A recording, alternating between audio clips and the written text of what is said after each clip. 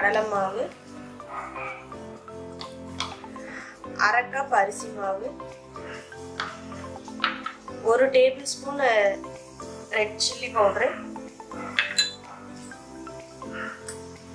1/4 teaspoon மஞ்சள்தூள். நம்ம food colour எதுவும் ஆட் பண்ணல, நம்ம மஞ்சள்தூள் தான் ஆட் பண்றோம், அதனால தான் நான் மஞ்சள்தூள். நீங்க ஃபுட் கலர் ஆட் பண்றீங்கன்னா வந்து மஞ்சள்தூள் ஆட் பண்ணாதீங்க. இதுக்கு தேவையான அளவு உப்பு,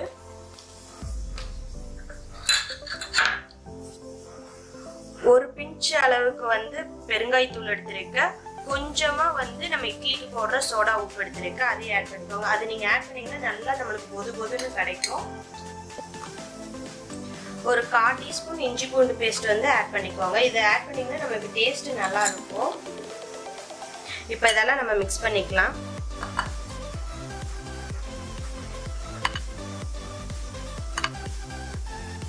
இப்போ கொஞ்சமா நம்ம தண்ணி ஆட் பண்ணிக்கலாம்.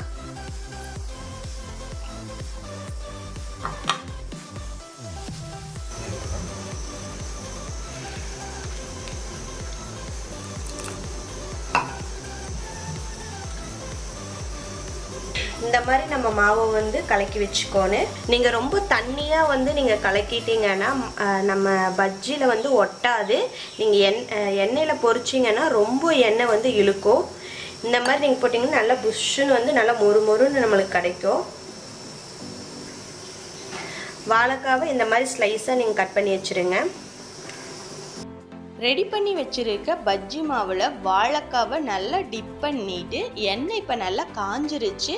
இப்போ அதில் வந்து இந்த வாழைக்காவை அதில் ஆட் பண்ணிக்கலாம்.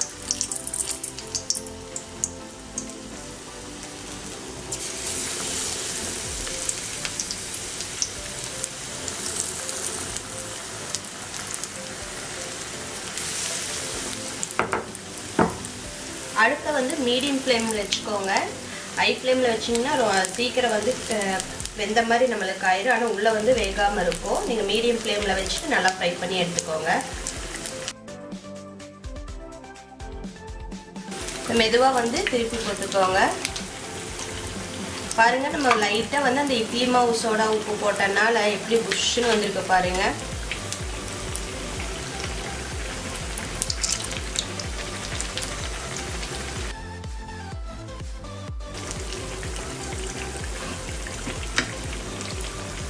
இந்த மாதிரி கோல்டன் கலர் ஆனது நம்ம எடுத்துடலாம்.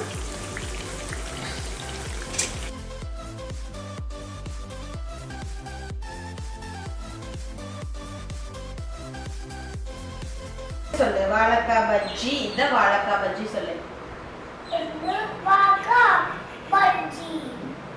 கட் சாப்பிடு.